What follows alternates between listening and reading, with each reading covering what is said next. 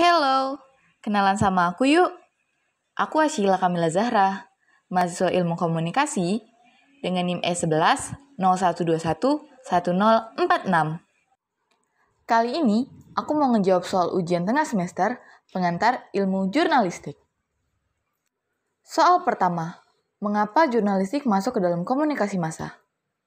Sebelum tahu mengapa jurnalistik bisa masuk ke dalam komunikasi massa, kita perlu tahu apa sih pengertian dari jurnalistik dan pengertian dari komunikasi massa. Jurnalistik adalah pengumpulan bahan berita, pelaporan peristiwa, penulisan berita, penyuntingan naskah berita, dan penyajian atau penyebarluasan berita melalui media. Sedangkan media massa sendiri adalah proses penyampaian pesan kepada orang banyak melalui media massa, media cetak, elektronik, dan media online. Alasan mengapa jurnalistik masuk ke dalam komunikasi massa adalah mereka sama-sama memiliki tujuan yang sama, yaitu menyampaikan informasi kepada publik. Selain itu, jurnalistik juga ternyata memiliki kesamaan dengan teori komunikasi yang diungkapkan oleh Laswell. Soal kedua, jelaskan sejarah pers. Sejarah jurnalistik dimulai pada masa Romawi kuno, tepatnya pada masa pemerintahan Julius Caesar, sekitar 100-44 sebelum Masehi. Pada waktu itu, ada akta diurna yang berisi hasil uji coba peraturan baru, keputusan senat, dan informasi penting lainnya yang dipasang di Forum Romanum. Seiring berjalannya waktu, mulai muncul nih surat kabar. Surat kabar pertama berasal dari Cina pada tahun 911, yaitu surat kabar Paukin. Koran ini merupakan koran pemerintah pada masa kekaisaran Guangxu. Isi dari koran ini tidak jauh berbeda dengan akta diurna. Kemudian seiring berjalannya waktu, mulai muncul koran-koran di negara lain.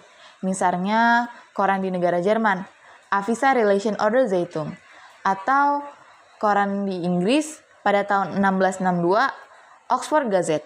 Di Indonesia sendiri, pers pertama kali dibawa oleh Belanda, tepatnya pada masa pemerintahan Gustav Willem Baron van Imhoff, sekitar tahun 1743.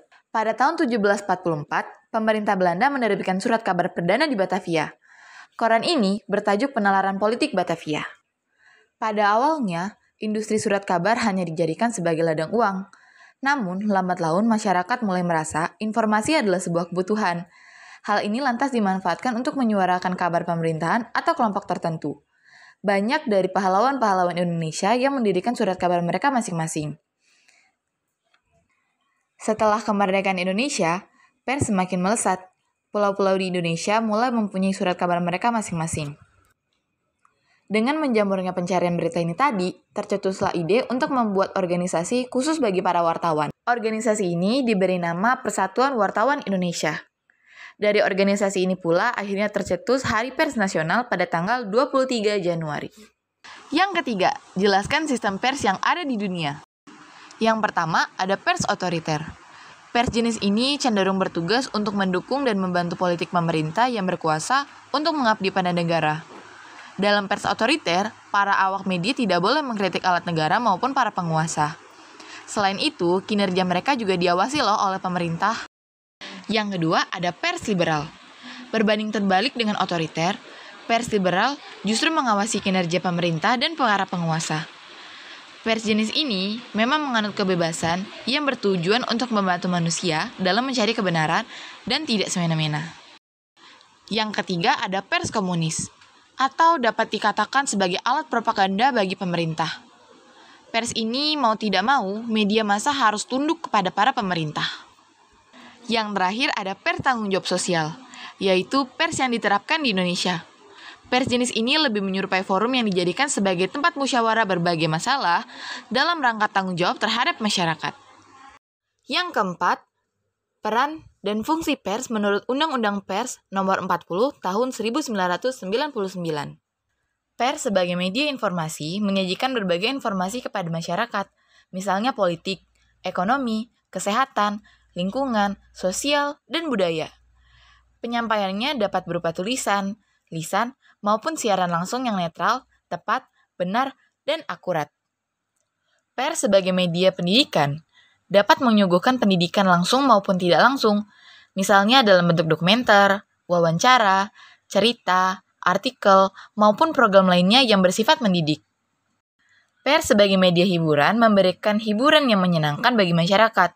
Dengan tanda kutip, hiburan tadi tidak boleh menyalahi hukum, hak asasi manusia, norma-norma masyarakat, nilai moral, dan nilai agama yang berlaku di Indonesia.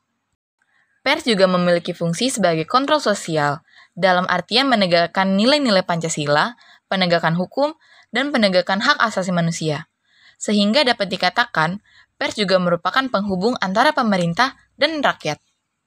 Yang terakhir adalah fungsi pers sebagai lembaga ekonomi, yang berarti pers atau media massa dapat mengambil keuntungan dari berita yang ia sebarkan, atau dapat dijadikan sebagai ladang bisnis.